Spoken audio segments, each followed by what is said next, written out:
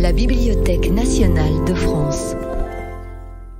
Dans le cadre des cours méthodiques et populaires de philosophie, Claude Habib propose une séance intitulée « Le féminisme et la question trans ». Bonjour et merci à tous ceux qui viennent de se connecter. Donc je dois parler aujourd'hui des relations entre le mouvement féministe et le phénomène transgenre. Et la première chose à dire, c'est que l'acceptation sociale des homosexuels et plus récemment des transgenres forme le changement le plus spectaculaire qui se soit produit dans les mœurs occidentales. Avec la condamnation générale du racisme, cette acceptation définit l'idéal normatif moderne qui est celui de la société inclusive. C'est pourquoi on ne s'attendait pas à la division du mouvement féministe sur ce thème. C'est en 2014, dans un excellent article de Michelle Goldberg dans le New Yorker, que j'ai appris donc l'existence d'un conflit entre celles qui se déclarent solidaires des femmes trans et veulent lutter à leur côté, et celles qui leur dénient jusqu'au droit de se présenter comme des femmes. Droit qui paraît quand même élémentaire puisque c'est le but de la transition, dans le cadre des transitions masculin vers le féminin. Les premières, celles qu'on pourrait appeler féministes inclusives, désignent comme TERF leurs adversaires, sigle qui signifie Trans Exclusionary Radical Feminists, les féministes radicales qui n'incluent pas les trans. Alors ce label est assez malsonnant. Il est rejeté par la fraction visée qui le considère comme injurieux. Donc, le fait de même pas s'entendre sur les mots et sur les désignations, c'est le signe d'un conflit qui devient insoluble. Cette division est d'autant plus étonnante si l'on se rappelle le long compagnonnage du mouvement de libération des femmes et de la cause LGBT. D'une part, il y a toujours une importante composante lesbienne au sein du mouvement des femmes, et d'autre part, la sympathie des féministes pour les homosexuels masculins est ancienne et s'explique par le fait qu'ils ne représentent aucun danger pour les femmes. Ce sont des hommes inoffensifs et à ce titre des alliés probables. Alan Bloom remarquait en 1987 dans L'âme désarmée que les féministes en lutte contre la pornographie avaient régulièrement fait exception en faveur de la pornographie gay.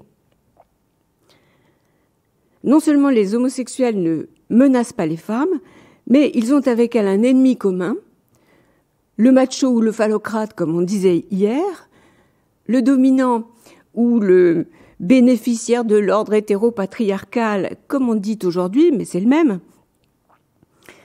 La femme et l'homosexuel auraient donc un intérêt objectif à s'allier, étant victime du même oppresseur, l'hétérosexuel masculin, celui qui se définit comme n'étant pas une femme et n'étant pas un efféminé. Et aujourd'hui, Paul B. Preciado continue de faire appel à la même solidarité victimaire en avançant que, je le cite, les femmes trans ne sont pas des agents de violence. Les femmes trans ne sont pas des agents de violence, mais au contraire, elles sont l'un des corps politiques les plus vulnérables face à la violence hétéropatriarcale. La révolution féministe sera la révolution de tous et toutes, ou elle ne le sera pas.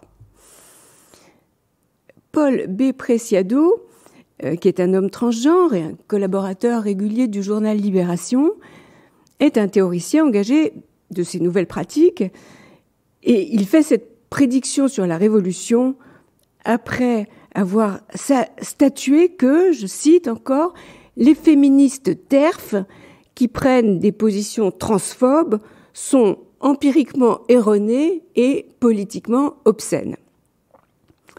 Une appréciation qui n'est pas de nature à faciliter le dialogue, mais tel n'est pas le but recherché, car accabler l'adversaire est toujours plus jubilatoire que de chercher à le convaincre. Comment est survenue cette division, perçue comme étrange, et là, vous l'avez entendu, comme scandaleuse ? Eh bien, puisqu'il s'agit d'un cours méthodique, je vais envisager la question en 3 temps. Tout d'abord, j'examinerai la tendance à la division comme un caractère du féminisme, puis j'esquisserai un tableau du phénomène trans tel qu'il émerge en Occident. Et enfin, dans la troisième partie de mon exposé, je chercherai comment fonctionne l'analogie entre les revendications homosexuelles qui ont abouti à la normalisation des homosexualités et les actuelles revendications des transgenres qui ont pris le relais une fois que le mariage pour tous a eu cause gagnée. Donc, du mariage pour tous à la reconnaissance des trans, ce sera le titre de ma troisième partie, ce qui nous conduira à apprécier les similitudes entre les deux causes, car l'une de ces similitudes, telle est ma thèse, est la vraie responsable de la scission qui s'est produite, mais je laisse tout ça en pointillé, on verra plus tard. D'abord, considérons les conflits qui déchirent et qui ont déchiré le mouvement des femmes, le féminisme, combien de divisions. Avant d'entrer dans la question du jour, il faut reconnaître que les féministes se divisent sur bien des sujets. Par exemple, sur le port du voile, considéré comme symbole de l'infériorité des femmes par la plupart des féministes, mais défendu au titre de la liberté individuelle par les féministes intersectionnelles. Elles se divisent sur la prostitution, dont certaines, dans la lignée de l'ancienne ministre Vallaud-Belkacem et de Caroline de Haas, espèrent l'abolition prochaine, et dont d'autres veulent au contraire que soient assurés les droits et la sécurité des personnes prostituées dans l'exercice de leur métier. Enfin, on se souvient que durant la seconde vague du féminisme, il faudrait dire deuxième, à partir des années 70, un différend insurmontable a opposé les féministes universalistes, dans la lignée de Beauvoir, et les différentialistes réunis autour d'Antoinette Fouque et du mouvement psychanalysé politique. Les premières réclamaient l'égalité avec les hommes et la liberté de chacune, mais au titre d'individus. Par conséquent, elles ne voulaient pas entendre parler de spécificité féminine. Les secondes étaient convaincues de l'irréductibilité de la différence des sexes et de l'intérêt politique de la mettre en avant. Alors on peut voir dans ce fractionnement toujours renaissant un caractère propre au groupuscule, qu'il soit d'extrême gauche ou pas. Locke, au XVIIe siècle, l'observait parmi les sectes protestantes de son temps et il l'a décrit dans un addendum à l'essai sur la tolérance, je cite le grand philosophe, « Lorsque la même tolérance est accordée à toutes les sectes et que la force et la persécution ne soudent pas leur rang, on les voit se diviser et se subdiviser en des corps toujours plus infimes et porter à ceux dont ils viennent juste de se séparer et dont ils sont les plus proches l'inimitié la plus grande. » Avec du recul, on peut s'amuser de cette scissiparité groupusculaire. On peut, à l'inverse, tâcher de comprendre de l'intérieur les raisons des scissions.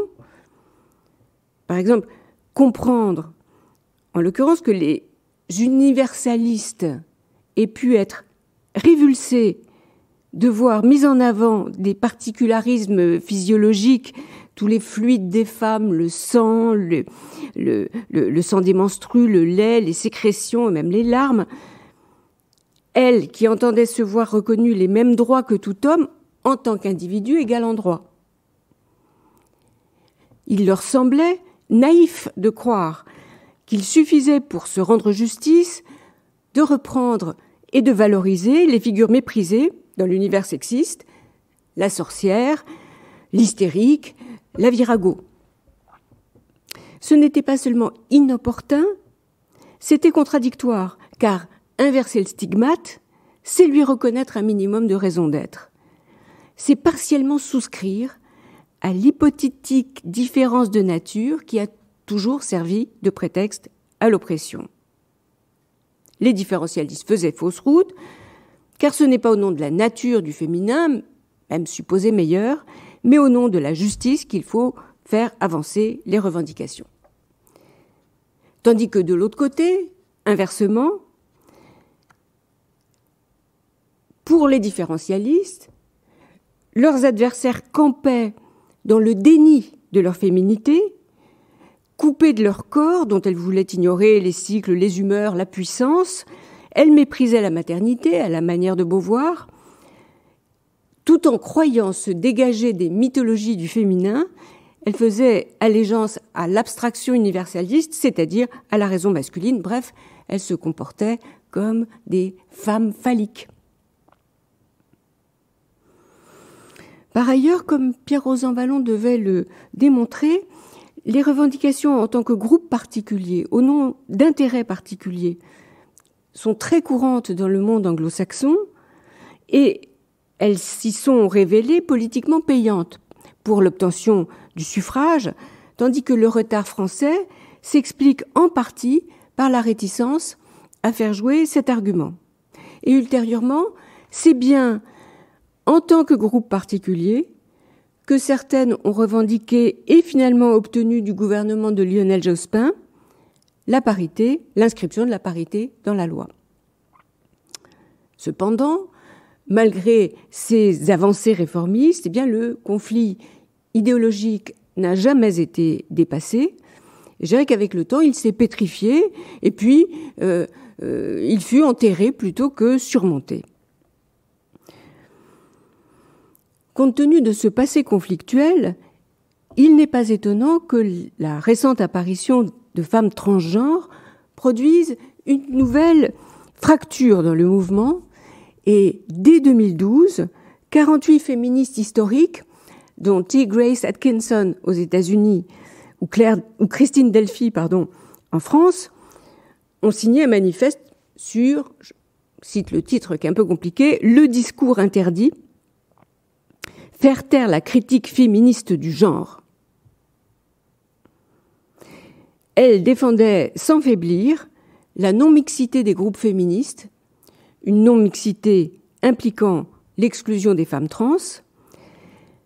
Elle soulignait que la menace que la notion d'identité de genre répandue dans l'enseignement postmoderniste et la théorie du genre faisait désormais peser sur les luttes de femmes. Si chacun peut s'emparer de l'identité de femme selon son caprice, selon que ça lui passe par la tête, alors la notion d'un groupe défini avec ses revendications propres s'obscurcit. Le manifeste dénonçait aussi la perspective individualiste, le choix de l'identité étant plus susceptible de renforcer les stéréotypes que d'en venir à bout.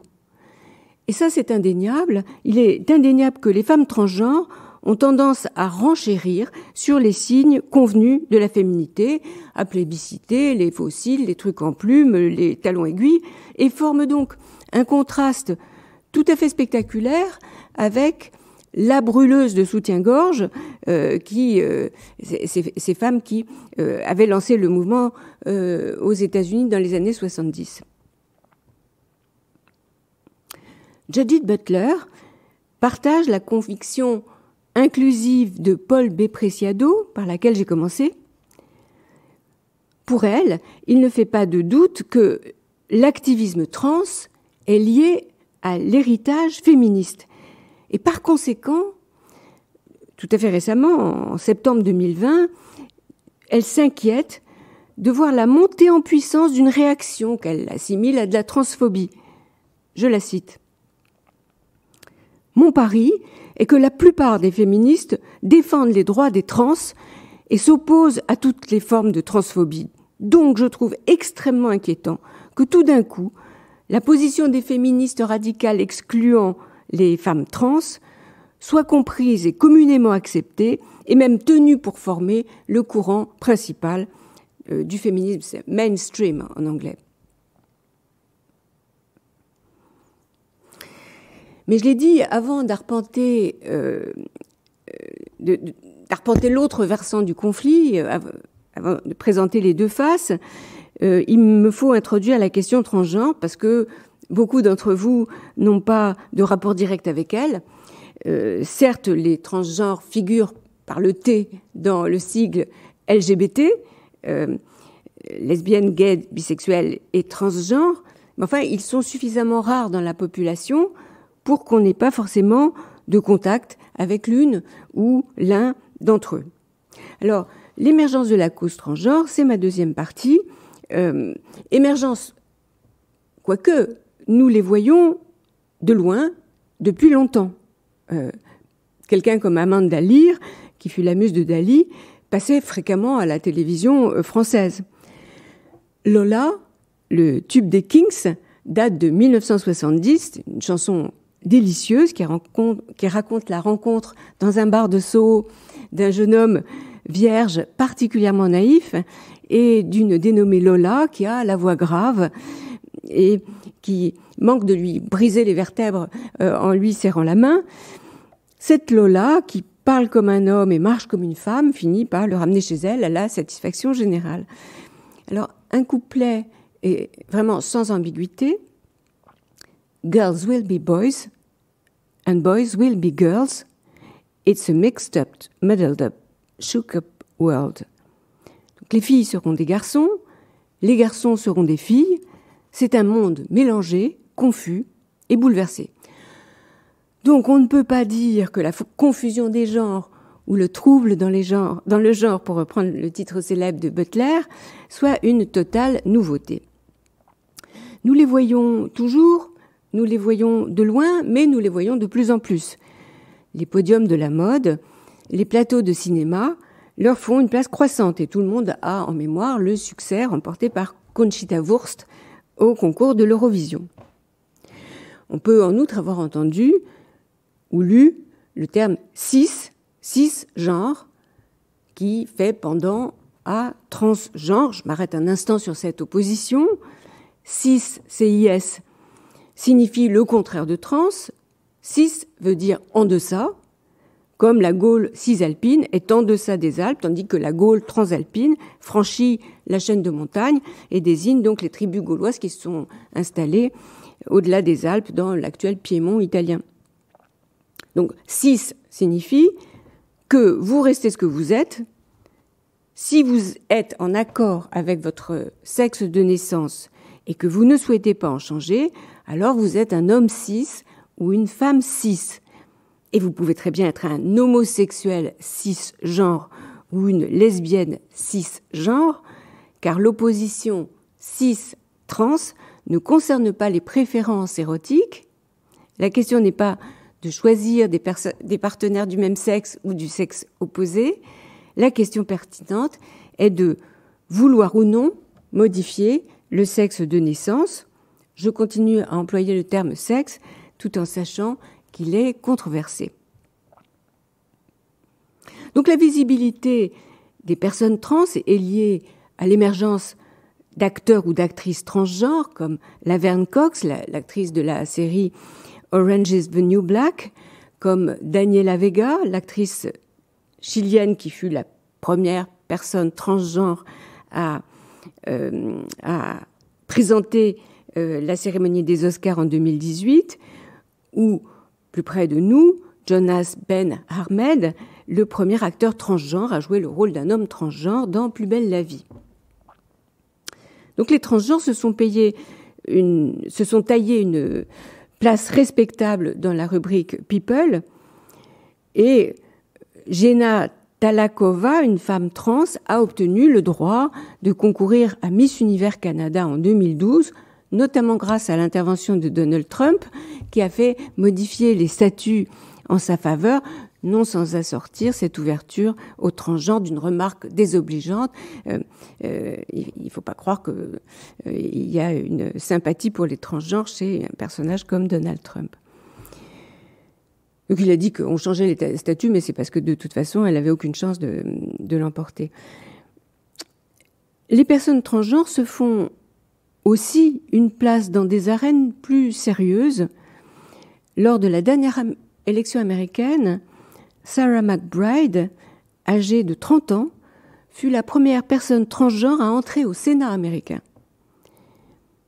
Et il se peut aussi que vous ayez entendu parler de revendications catégorielles en défense d'intérêts communautaires. Par exemple, le fait qu'il est scandaleux de faire jouer des rôles de transgenres à des acteurs ou des actrices cisgenres.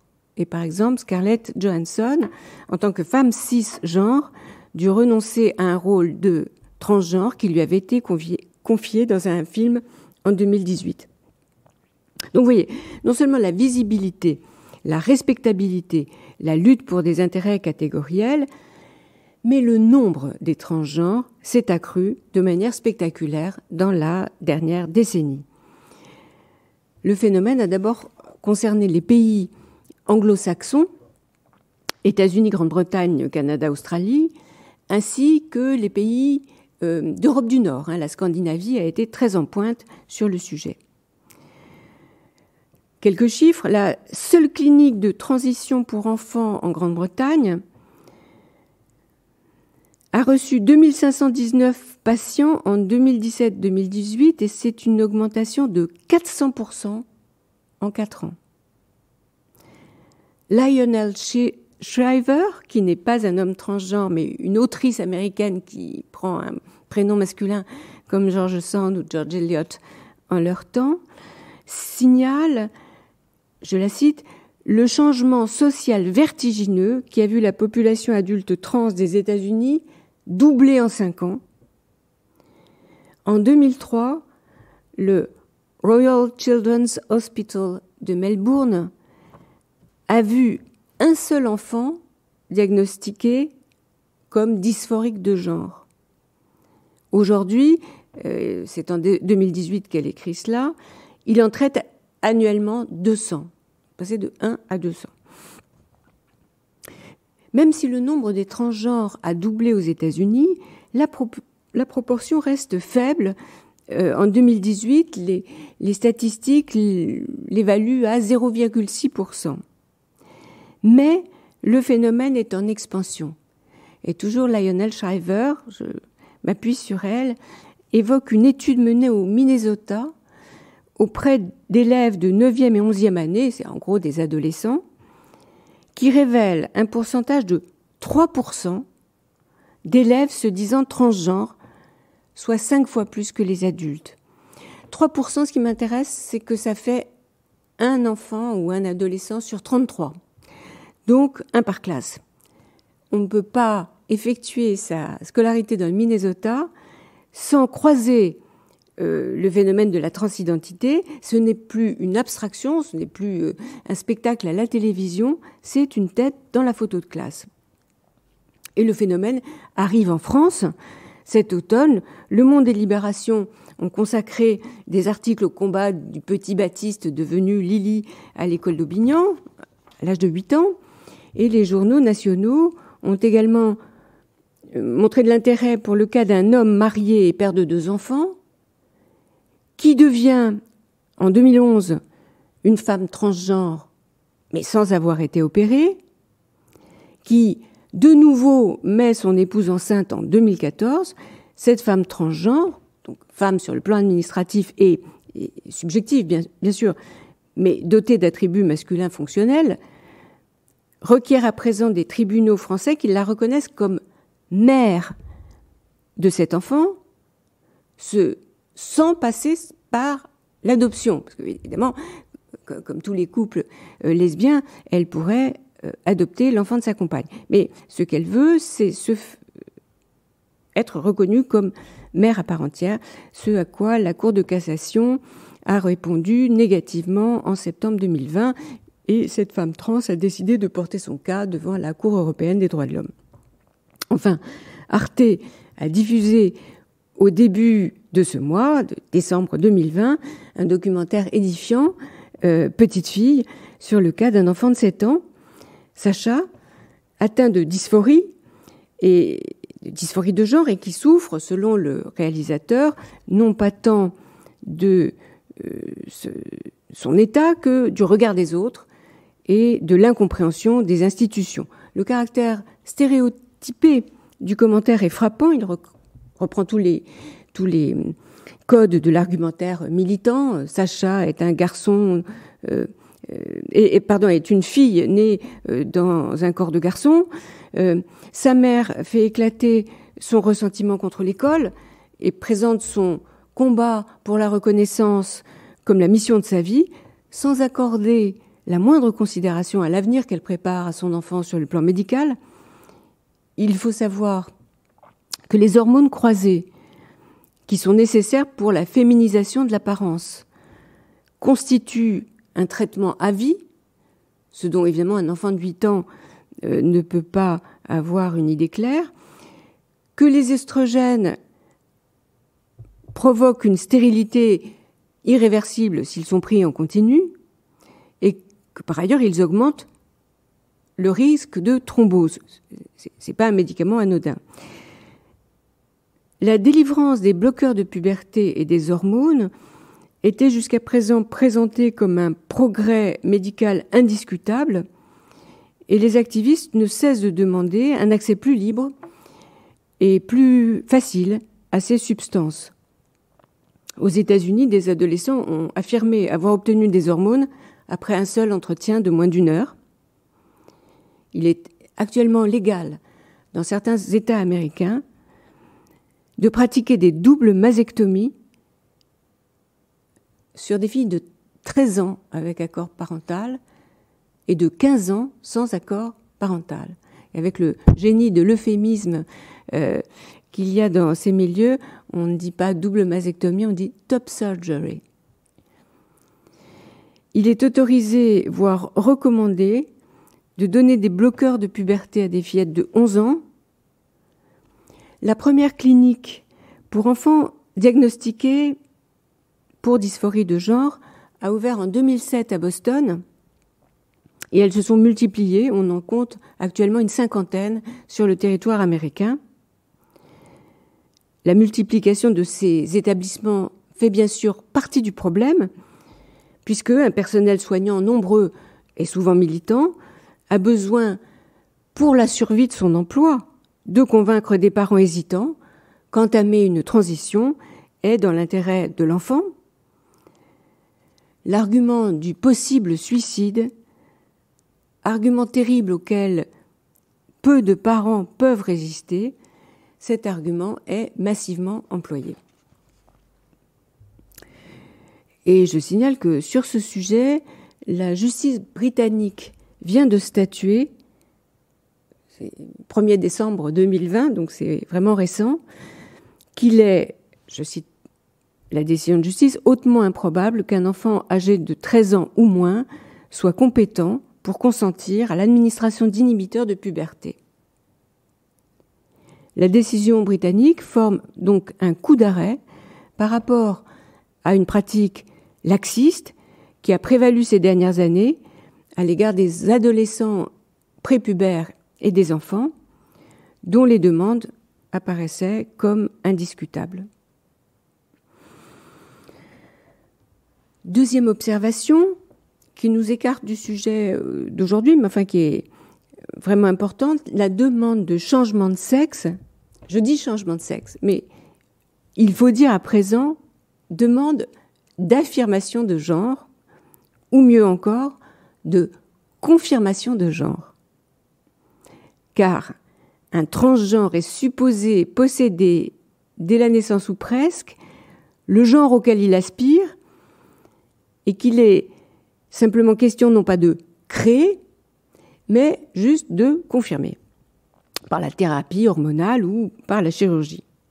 Eh bien, cette demande s'est modifiée au profit, si l'on peut dire, des femmes. Les femmes, et souvent les très jeunes femmes, sont désormais majoritaires dans la demande de transition. Elles représentent environ 70% des demandes de rendez-vous dans les cliniques spécialisées. Cette demande féminine était inexistante il y a 20 ou 30 ans. Quelqu'un comme Buck Angel, qui est un homme transgenre, dit que quand il est venu pour demander une transition, on lui a dit que ça n'existait pas, ou qu'on allait le traiter comme un cobaye, qu'on allait essayer des hormones sur lui, mais qu'il n'y avait pas de précédent. Alors, c'était inexistant il y a 30 ans, ça a explosé, et le phénomène commence à faire l'objet d'enquêtes de la part de médecins, de psychologues et de journalistes. Qu'est-ce qui se passe? Pourquoi un tel afflux? Alors que la transition est tout de même moins satisfaisante dans le sens femme vers homme que dans le sens homme vers femme. Quand je dis moins satisfaisante, je précise, le passing, comme disent les Anglais, c'est-à-dire la vraisemblance, le fait de croire, quand on est devant une personne trans, qu'on est devant une personne du sexe qu'elle désire. Eh bien, le passing peut être parfaitement réussi dans les deux cas. La voix grave et la pilosité faciale, la barbe et la moustache, mais la calvitie aussi, qui résulte de la prise de testostérone, produisent une illusion tout à fait convaincante. Mais les hommes trans, en moyenne, restent de petits hommes, surtout s'ils ont pris des bloqueurs de puberté à 11 ans. Et si l'on en vient à la reconstruction d'organes, si on va jusqu'au bout de la transition, alors là, il est clair que la phalloplastie donne de moins bons résultats que la vaginoplastie, mais je ne suis pas du tout spécialiste de ces questions, mais c'est ce que les chirurgiens affirment. Bon, voilà donc la situation où nous sommes, une explosion des cas dans le monde occidental, une profonde modification de la demande émanant à présent de femmes et plus souvent d'adolescentes. Alors, avant de refermer le volet transgenre de mon exposé, eh bien, il faut examiner la situation politique. Il faut prendre en compte une situation extrêmement contrastée, spécialement en Europe. Par exemple, Malte. Malte est membre de l'Union européenne. Et Malte reconnaît depuis 2015 le droit à l'autodétermination du genre, self-ID en anglais. Et donc, Malte a donné satisfaction à une revendication absolument centrale des associations militantes. C'est ce que veulent les militants de la cause transgenre, ne plus avoir à s'expliquer devant un juge, devant un médecin, dire qui on est sans que l'État s'en mêle.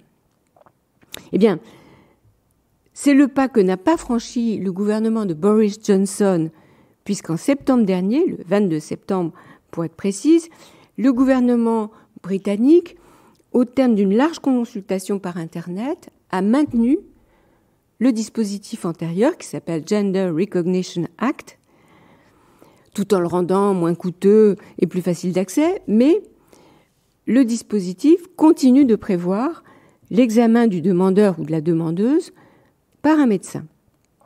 C'est la même situation en France. La personne qui demande un changement à l'état civil doit aussi passer un examen médical et doit démontrer, je cite, « par une réunion suffisante de faits que la mention relative à son sexe à l'état civil ne correspond pas à celui dans lequel elle se présente et dans lequel elle est connue. Cela sans avoir à justifier de traitement. Il n'y a pas besoin de traitements hormonaux, il n'y a pas besoin d'opérations chirurgicales et de stérilisation, mais si on est connu dans son quartier pour se faire appeler madame ou monsieur, eh bien, c'est ce qui est requis. En revanche, la Hongrie, qui est également membre de l'Union européenne, a interdit le 9 mai 2020 l'inscription du changement de sexe à l'état civil et la reconnaissance juridique de l'identité de genre des personnes transgenres, y compris celles et ceux qui ont subi une opération de réassignation et sont par conséquent devenus stériles. Viktor Orban envisage même de sanctuariser cette disposition en l'inscrivant dans la Constitution. Ça a fait un petit peu hurler les Européens. Mais tout ça pour dire qu'à l'intérieur de l'espace européen, on rencontre les dispositifs les plus souples ou les plus rigides. Sans surprise, les États d'Europe centrale sont les plus hostiles, qui étaient les plus hostiles au mariage des couples du même sexe, sont aussi les plus intransigeants sur l'assignation au sexe de naissance. Mais enfin, je voudrais faire remarquer que le catholicisme, qui a joué un rôle si marqué dans la résistance au mariage pour tous, ne montre pas la même hostilité au phénomène des transitions. À preuve, la position de Malte, pays extrêmement catholique et dont la législation est la plus libérale de toute l'Europe à ce propos. Or, Malte a suivi l'exemple de l'Argentine. L'Argentine fut le premier pays au monde, dès 2012, à autoriser ses citoyens à déclarer le sexe de leur choix sans avoir besoin pour le faire de l'accord d'un médecin ou d'un juge. L'Argentine, qui se posait en pionnier des droits des personnes transgenres, est également un pays très catholique qui continue d'interdire rigoureusement l'avortement, même en cas de viol. Donc on ne peut pas ouvrir simplement un pont entre les deux questions, le mariage pour tous et le phénomène transgenre. On ne peut pas mettre un signe d'équivalence entre les deux. On se trompe à supposer que les soutiens de l'un sont ipso facto les soutiens de l'autre et les opposants du premier, ipso facto les opposants du second. Ce n'est pas si mécanique. J'en viens à mon troisième volet, donc du mariage pour tous aux revendications trans.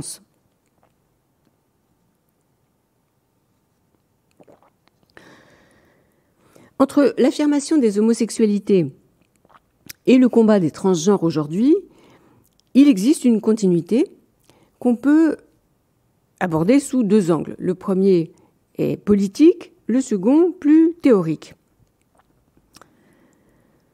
Politiquement, les revendications se laissent assumer par un acteur commun, le mouvement LGBT. Je dis un acteur, même si l'unité est discutable. Cet acteur est changeant, il est mouvant, protéiforme.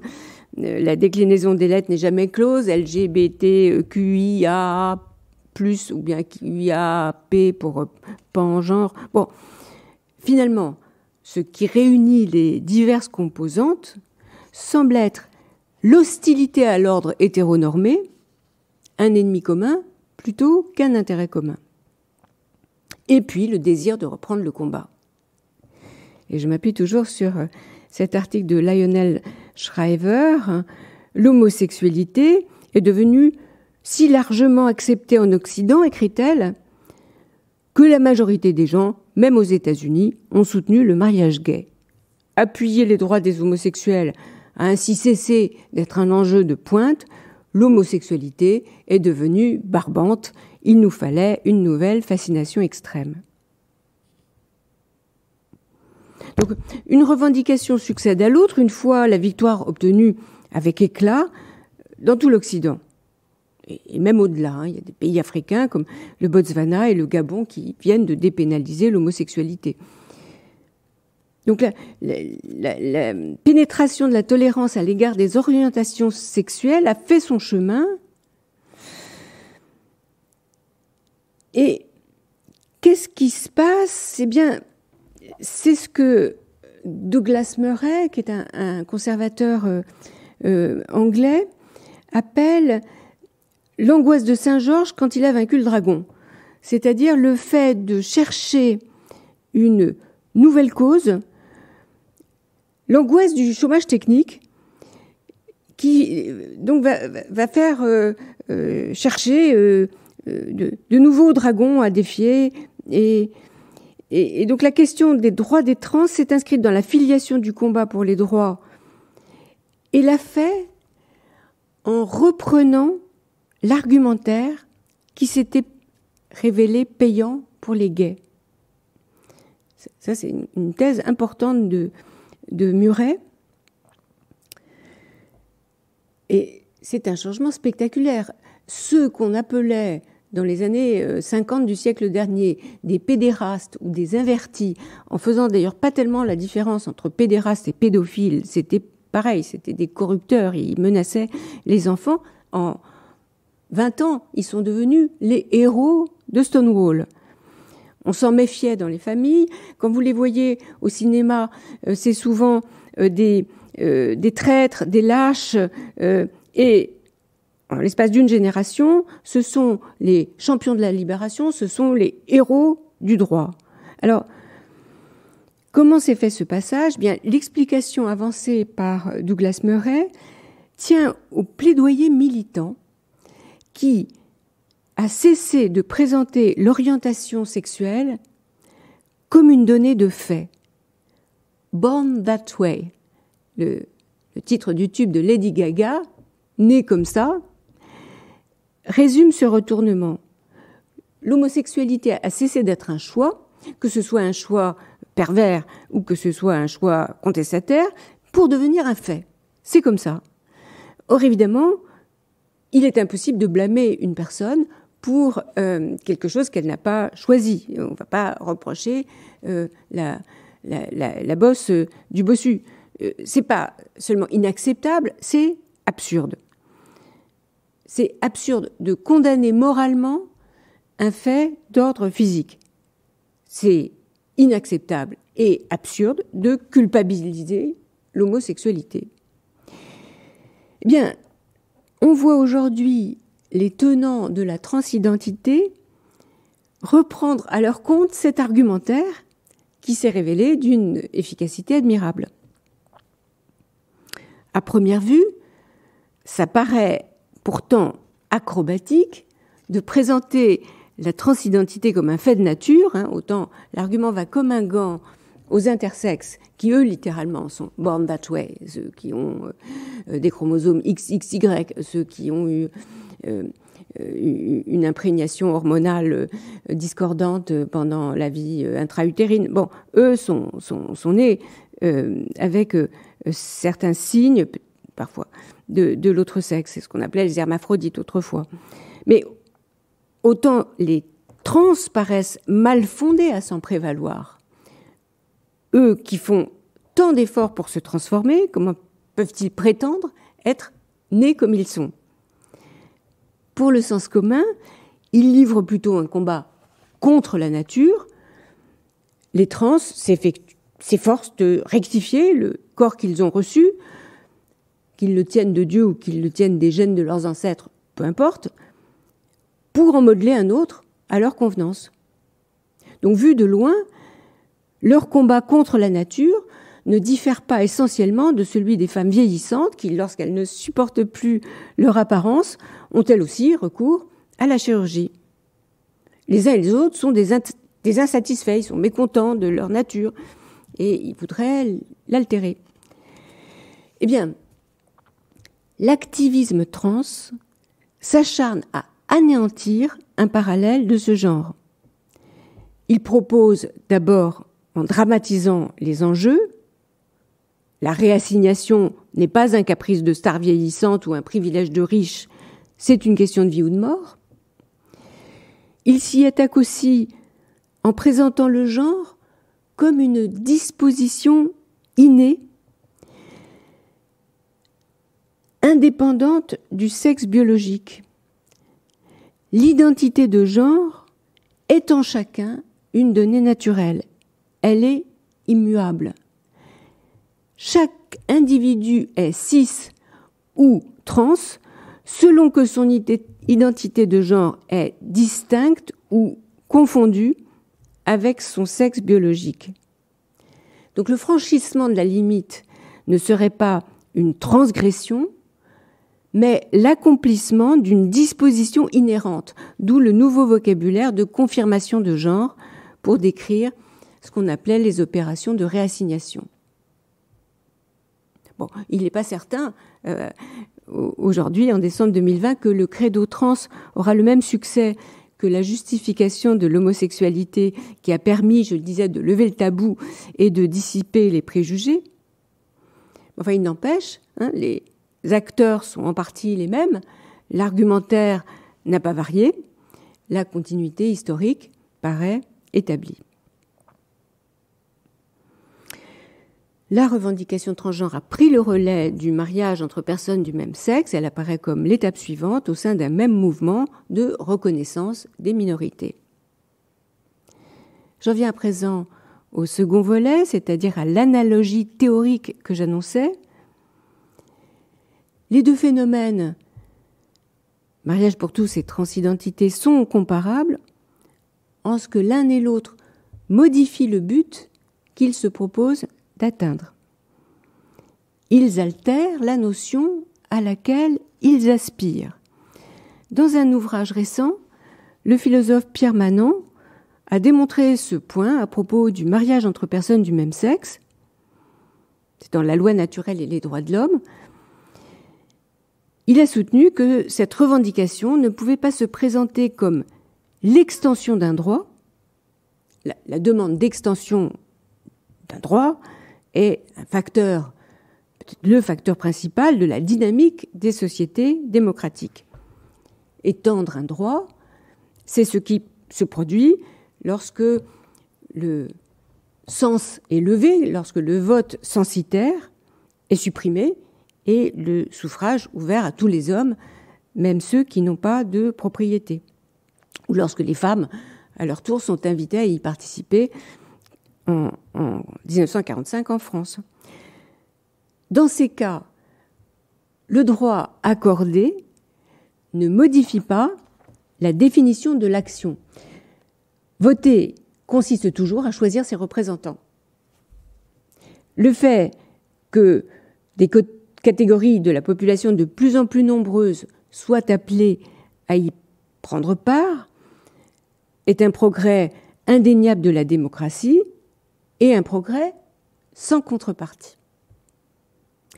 Pierre Manant fait observer que dans le cas du mariage, il ne s'agit pas de l'extension d'un droit, mais de l'altération du but, puisque le sens du mot mariage est modifié par ceux qui en revendiquent le droit.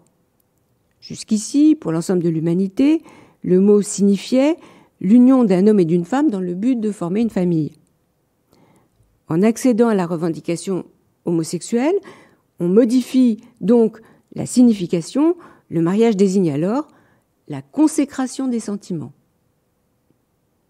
Alors évidemment, on peut remarquer que cette inflexion sentimentale de l'union est décelable dès le XVIIIe siècle, en particulier chez Rousseau, ou plutôt encore au XVIIe siècle, chez Milton. On peut lui trouver des racines dans la doctrine chrétienne du mariage, qui a toujours mis le consentement des époux comme central. Reste que la revendication homosexuelle consacre la victoire absolue de la conception sentimentale moderne par arrachement au socle définitionnel ancien. Le mariage cesse de désigner principalement l'union des sexes en vue de la génération. Le mariage publie l'amour entre deux personnes.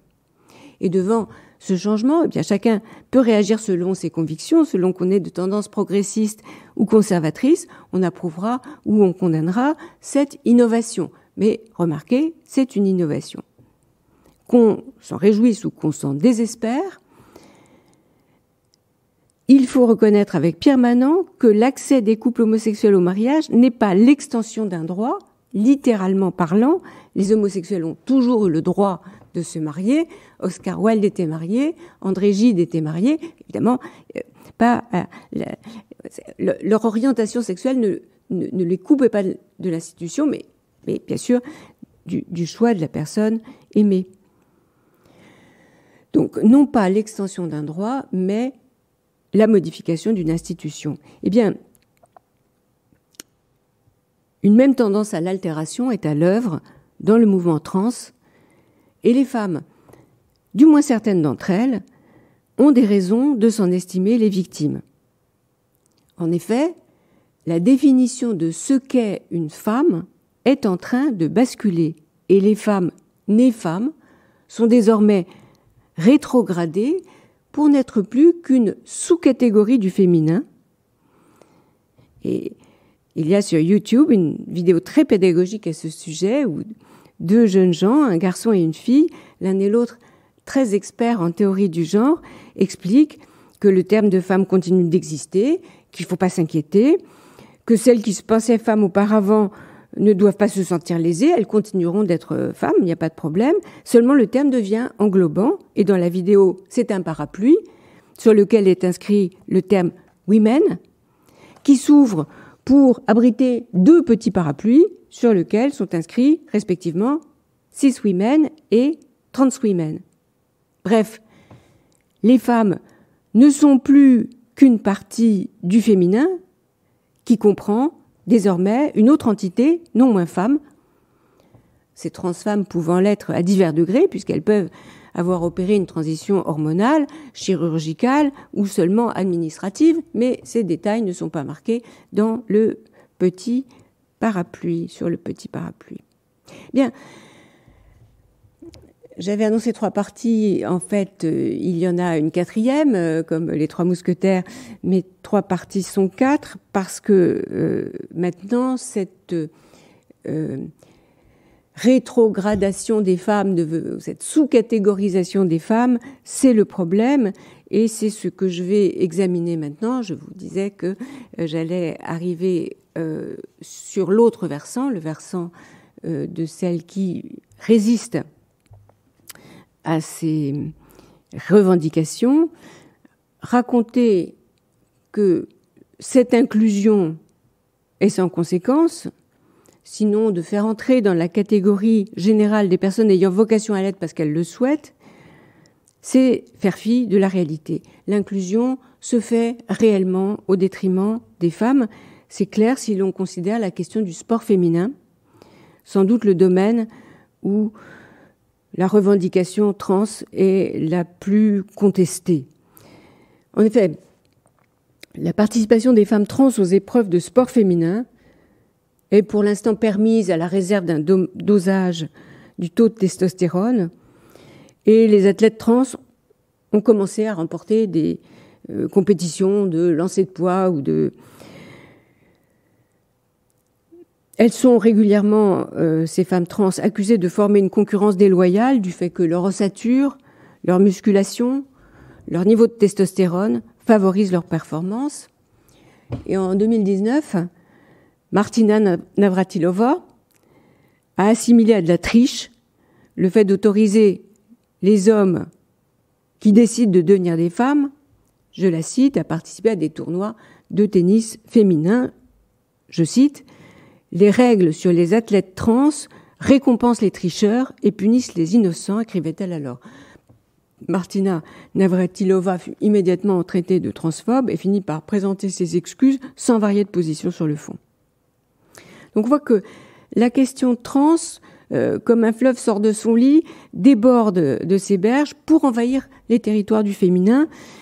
C'est pas que les femmes s'y intéressent, c'est que des femmes trans entrent en concurrence. Et dans le cas du sport, en concurrence déloyale, puisque il faut se rappeler que les activistes transgenres demandent 2 choses. Demandent que les femmes transgenres puissent participer à toutes les épreuves de sport féminin d'une part, et demandent le droit à l'autodétermination sans intervention du juge ou du corps médical d'autre part. Et la moindre réserve à l'égard de l'une ou l'autre de ces revendications vaut brevet de transphobie. Il est évident que si on met ensemble les 2 demandes, le sport féminin est réduit à rien. Parce que, à part la compétition équestre, les épreuves sportives ne sont pas mixtes. Et la législation qui prévoit cette non-mixité n'est pas sexiste, elle est clairement protectrice, puisque les aptitudes physiques des femmes sont légèrement, mais significativement inférieures à celles des hommes. Donc si demain, Lionel Messi pouvait s'inscrire dans une compétition de football féminin ou Michael Jordan dans une compétition de basket féminin, ça en serait fini pour les femmes de tous espoirs dans ces 2 disciplines.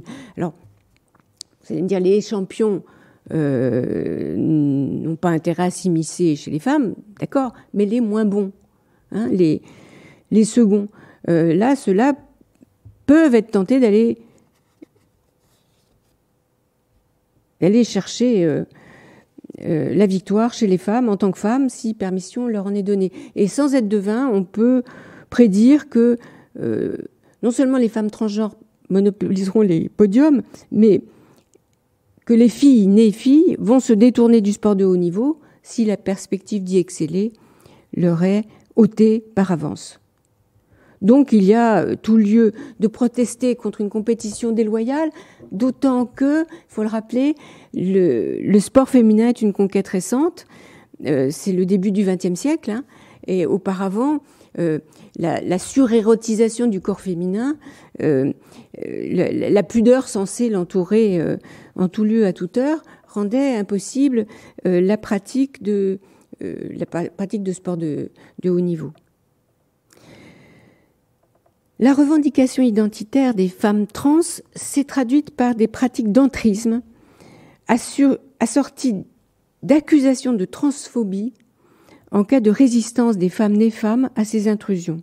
Alors, le cas le plus célèbre, c'est la querelle des toilettes aux États-Unis, qui a vu la société se fracturer selon des lignes partisanes, le Parti démocrate soutenant les droits des trans, tandis que les républicains, en général, Donald Trump en particulier, campaient sur les positions adverses. Mais ce qui me frappe du côté de la gauche américaine, du côté progressiste, c'est l'absence complète de prise en compte du danger pour les femmes qui tout de même ne bénéficient pas pour rien d'espaces réservés. Quels sont-ils, ces espaces réservés ? C'est variable selon les pays. Au Mexique et au Japon, il y a des wagons de métro réservés pour les femmes de façon à éviter le harcèlement qui est un problème également ici en France. La SNCF a prévu de réserver des wagons dans les trains de nuit de façon à ce qu'une femme voyageant seule ne se retrouve pas dans une couchette avec cinq hommes à côté d'elle. Enfin, dans tous les pays, il y a des quartiers séparés dans les prisons et puis des refuges pour femmes battues ou des refuges pour femmes violées. Et ce sont tous ces lieux que les femmes trans souhaitent investir et parfois avec brutalité. Il y a un refuge pour femmes battues au Canada qui a été vandalisé à plusieurs reprises. On a accroché des rats morts. Pourquoi ? Parce que ce refuge refuse de s'ouvrir aux femmes trans. Alors c'est vrai que des femmes transgenres peuvent elles aussi être violées et battues, mais c'est pas moins vrai que l'impératif de prudence invite à examiner ces demandes sans naïveté. Dans le monde anglo-saxon, l'impératif de protection a été négligé, cela à l'époque de MeToo, donc à un moment où la dangerosité des hommes était sous les feux de l'actualité, où les témoignages féminins se succédaient dans tous les milieux, sport, cinéma, jury de prix, Nobel, comme pour rappeler que l'impudence masculine, le harcèlement sexuel était toujours à craindre, quel que soit le statut économique ou social des agresseurs. Or, magiquement, les personnes trans, du fait qu'elles se proclamaient femmes, échappaient aux soupçons, protégées par un invisible bouclier victimaire. C'est J.K. Rowling, l'autrice de Harry Potter, qui a rompu le consensus en soulignant le risque, je la cite, d'ouvrir grand les portes des toilettes et des vestiaires de femmes à tout homme estimant être une femme. Judith Butler lui a répondu en traitant cette peur d'imagination. Une imagination, écrit Butler, je la cite, qui en dit plus long sur la féministe qui est sujette à une telle peur que sur aucune situation réellement existante dans la vie des trans. Selon Judith Butler, je cite, « La féministe qui soutient une telle vue présume que le pénis définit la personne et que tout possesseur d'un pénis s'identifierait comme une femme dans le but d'entrer dans ses vestiaires et de former une menace pour les femmes en train de se changer. » Je crois que dans la réponse de Butler, la caricature est patente. J.K. Rowling ne soutient pas que toutes les femmes trans représentent une telle menace. Il faut préciser, les femmes trans non opérées, les femmes trans munies d'attributs masculins. Il suffit que quelques-unes d'entre elles, et moi je mets des guillemets à ce « elles », il suffit que quelques-unes aient des vues prédatrices pour que l'ouverture inconditionnelle soit une imprudence et une mise en danger. On trouvait la même désinvolture chez Paul B. Preciado lorsqu'il déclarait, la citation dont je suis partie, « Les femmes trans ne sont pas des agents de violence, ne le sont pas, jamais, nulle part ». Cette affirmation n'est pas seulement contestable, elle est fausse. Des viols ont déjà été commis par des femmes trans non opérées. En mars 2017, Michelle Miguel Martinez, un homme s'identifiant comme femme transgenre, a violé une fillette de 10 ans que sa mère avait laissée sous sa garde. Et il a été condamné pour ces faits en octobre 2018.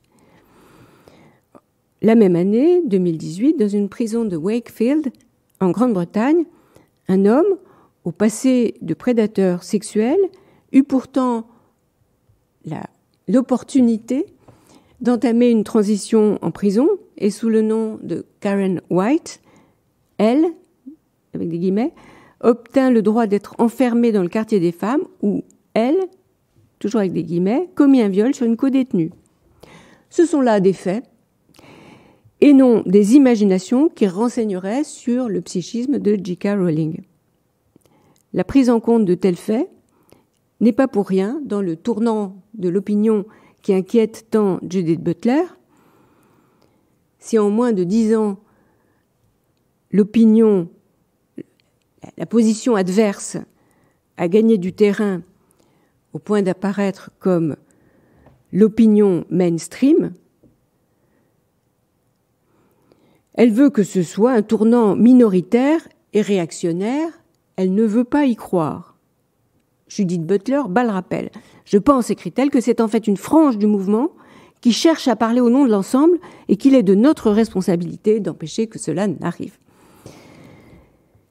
Cet aveuglement est d'autant plus étrange qu'il existe des femmes trans dont le désir est orienté vers les femmes, comme le prouve leur entrisme agressif dans les lieux de socialité lesbiens, bars ou boîtes de nuit, qui ont peu à peu fermé aux États-Unis, les participantes ayant le plus souvent peu de goût pour les transfemmes, en particulier les transfemmes non opérées, comme l'a dit courageusement une jeune féministe lesbienne, Magdalene Burns, qui a affirmé qu'elle ne désirait pas une femme avec un pénis.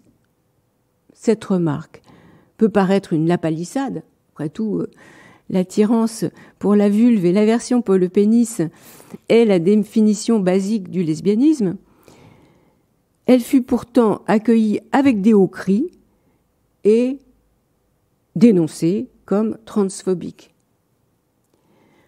Rachel McKinnon, qui est une femme sportive, c'est une cycliste professionnelle, s'en est pris vertement à celles et ceux qui se permettent d'affirmer des préférences sexuelles.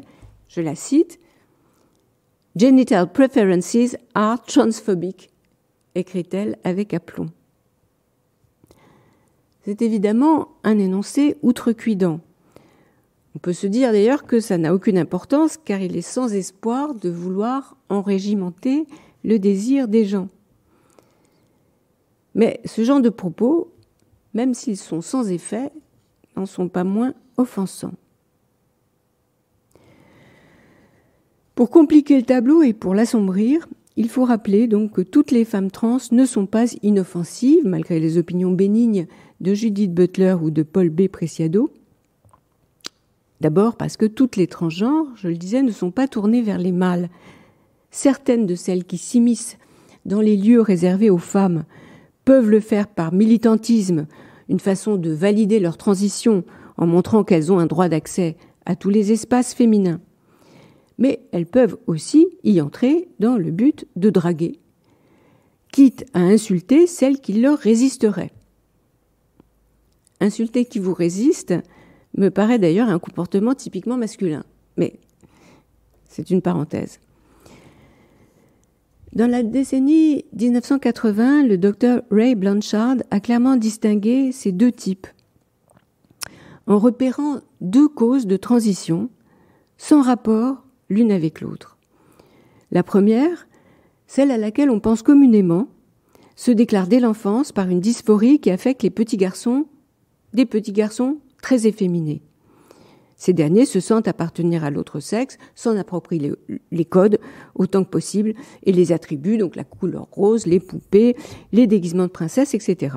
Blanchard appelle cette configuration transsexualisme homosexuel, signifiant par là que la tendance homosexuelle est capitale. Avant la transition, pendant, après, la personne transgenre cherchera l'amour et le désir des mâles. Un processus entièrement différent est à l'œuvre dans ce qu'il a nommé le transsexualisme autogynéphilique, dont le motif apparaît plus tard, souvent à l'adolescence. Et dans ce cas, le désir de changer de genre est le fait d'hommes ou de jeunes gens dont les désirs sont orientés vers les femmes et continuent de l'être, même en cas de transition. La particularité est que ces hommes sont sexuellement excités par l'idée d'eux-mêmes habillés en femmes. Il arrive qu'ils aient des érections et même parfois jusqu'à l'éjaculation au moment d'enfiler des atours féminins. Cette catégorie est souvent passée sous silence. Elle gêne considérablement l'argumentaire habituel en faveur des transitions, qui est présente comme une nécessité vitale, question de vie ou de mort, qui en appelle à la compassion en même temps qu'au sentiment d'égalité. Dans le cas de l'autogynéphilie, du désir pour soi-même habillé en femme, au lieu d'être une question de vie ou de mort, c'est clairement d'un gain de jouissance qu'il s'agit, et c'est de toute façon entièrement distinct. Pour cette raison au moins, il est d'une imprudence extrême d'ouvrir les espaces réservés à toutes les femmes trans, et particulièrement à celles dont la vraisemblance ne saute pas aux yeux. J'ai considéré jusqu'ici les inconvénients concrets de cette altération de la catégorie. Ils se multiplient chaque jour. Par exemple, il y a eu des protestations en Grande-Bretagne contre une annonce du gouvernement invitant les femmes à se faire dépister pour le cancer de l'utérus. L'annonce médicale, quoi. Toutes les femmes n'ont pas d'utérus, ont immédiatement réagi les activistes. Tous les messages de santé qui se rapportent à la réalité biologique sont traités de transphobes, au prétexte qu'ils bafouent l'existence de femmes différentes, celles qui ont une prostate et n'en sont pas moins femmes. Je viens dans ce quatrième et dernier volet d'énumérer les inconvénients pratiques à cette altération de la catégorie femmes: empêchement du sport féminin, affaiblissement de la sécurité, mise à mal du loisir et de la santé. À cela s'ajoute le tort symbolique que produit cette redéfinition agressive, en tout cas non souhaitée par les premières concernées. Sous prétexte de complexifier une notion et de la rendre plus inclusive, cette évolution menace une distinction constitutive de l'humanité. La revendication actuelle consiste à escamoter le sexe biologique pour faire du genre une notion entièrement subjective. C'est à l'individu de définir son genre et à la communauté de s'y plier. La difficulté, lorsqu'on fait glisser le genre dans la rubrique des droits subjectifs, c'est qu'on impose à tout le cercle social l'usage de dénominations, d'accords, de pronoms qui peuvent être en décalage avec la perception spontanée, voire lui être opposée. Si une personne baraquée et barbue me demande de l'appeler madame ou mademoiselle, on me demande de ne pas voir ce que je vois. Et c'est pas une situation théorique, c'est une revendication sempiternelle des non-binaires, c'est-à-dire ceux qui estiment n'être ni homme ni femme, mais prétendent se définir au-delà ou en deçà de ces catégories vécues comme arbitraires. L'assignation à un sexe, comme ils disent, ferait partie des injustices sociales et il faudrait activement lutter pour faire reconnaître la particularité du genre de chacun.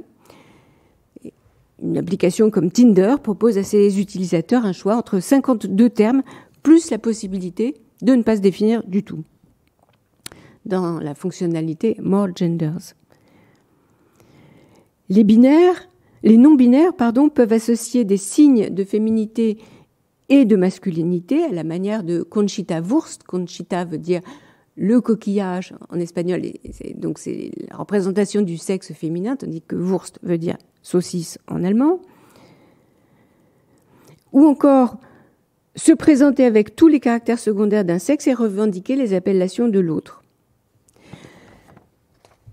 Et ce problème d'une jeune fille très féminine disant « appelez-moi Jean-Michel » est plus fréquent qu'on ne croit, alimenté par les provocations juvéniles, parce que les adolescents se plaisent à tester la patience de leur professeur. Et c'est un excellent moyen de faire trébucher un professeur, de le prendre en défaut, que de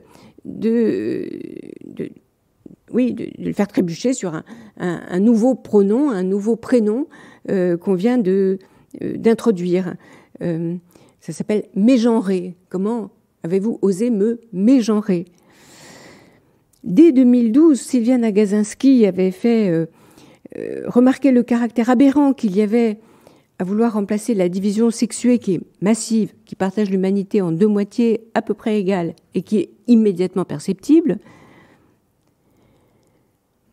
On voit si on a affaire à un homme ou une femme avec un taux vraiment négligeable d'erreur, le remplacer par une division subjective, par conséquent potentiellement imperceptible, parce que la manière dont je me conçois n'est pas forcément visible à l'extérieur.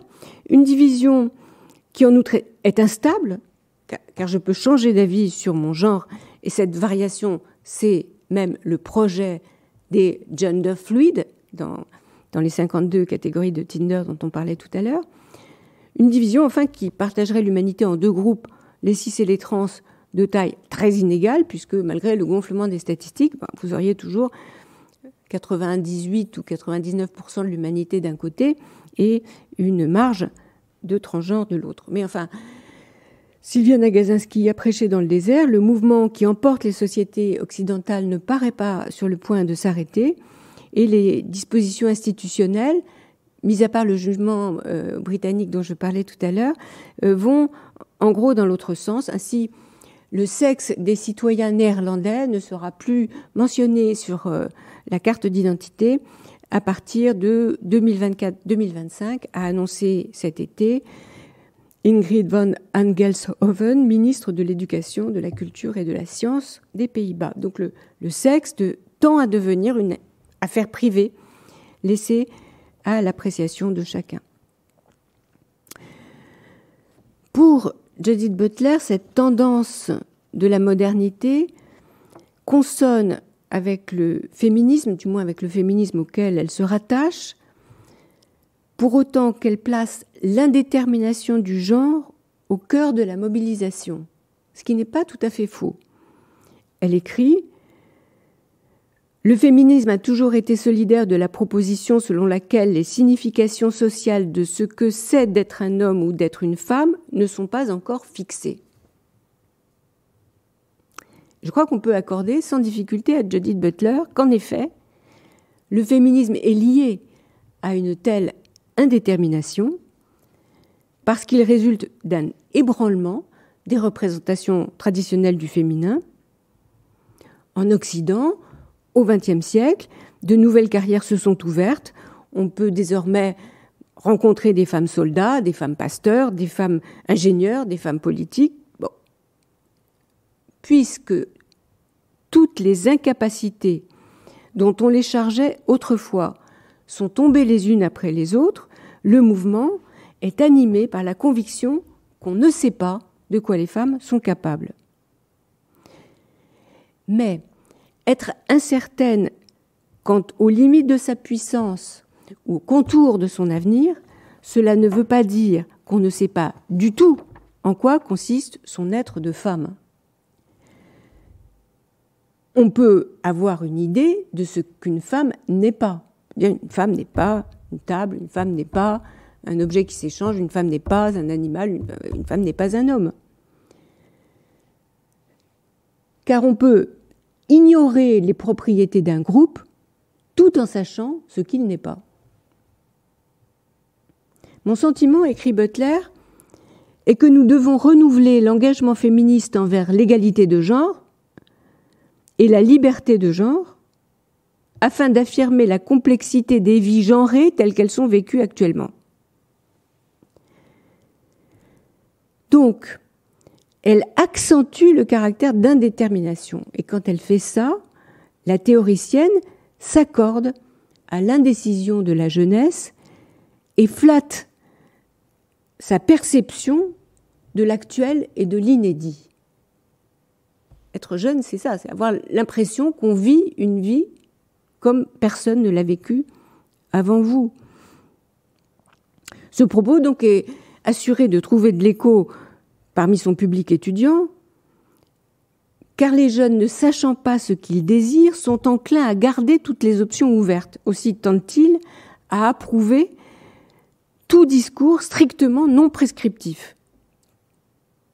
De plus, les interventions spectaculaires sur le corps, qu'il s'agisse des modifications hormonales ou chirurgicales, je crois suscitent moins de répulsion et de peur dans des générations qui ont été habituées au piercing, au tatouage, à la drogue. Le fait d'agir sur son propre corps, de se manifester par une... Donc les trans vont plus loin dans un mouvement que le reste de la jeunesse n'ignore pas. Le conflit du féminisme au sujet des transgenres suit donc approximativement les lignes générationnelles, les jeunes étant plus susceptibles de confondre le trouble dans le genre et la cause de la liberté démocratique.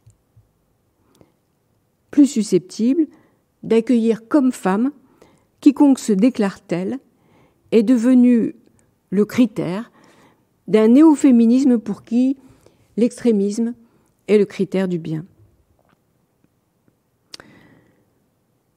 Je vais conclure sur une analogie. Que les opinions divergent est une chose, que la loi tranche en est une autre. Imposer brutalement l'inclusion des femmes trans dans la catégorie femmes, l'imposer sans restriction et sans égard à la réaction des femmes nées femmes, bien cela ressemble à l'opération souhaitée par ceux qui prônaient l'entrée de la Turquie dans l'Union européenne. Vous ne serez pas moins des citoyens européens, soutenaient les partisans de l'intégration. Mais d'autres qui ne le sont pas encore pourront le devenir. Étendre la citoyenneté est une générosité qui ne vous ôte rien, qui ne vous coûte rien. Mais cela confère l'identité européenne à des individus qui y aspirent. Pour les Turcs, ce sera à la fois une reconnaissance et un encouragement. Reconnaissance pour ceux qui vivent déjà selon les valeurs européennes et pour tous les autres, un encouragement à les adopter. Eh bien, ces discours bénins n'ont pas eu raison de la réticence des peuples, même si l'identité européenne n'est pas une donnée claire et définie, pas plus que l'identité féminine, et même si, individuellement, chacun pouvait avoir eu l'expérience d'un sentiment de proximité avec tel aspect de la littérature turque, du cinéma turc ou même seulement du paysage méditerranéen. Autant il est possible qu'à l'avenir, des amitiés se tissent entre des femmes et des femmes trans, que des affinités se découvrent, que des amitiés s'avivent, autant il est improbable qu'on parvienne par des décisions administratives à abolir en chacune le sentiment de ce qu'elle n'est pas. Je vous remercie. Vous venez d'écouter un podcast de la Bibliothèque nationale de France. Retrouvez les conférences, rencontres et créations de la BNF sur toutes les plateformes de podcast ainsi que sur le site bnf.fr.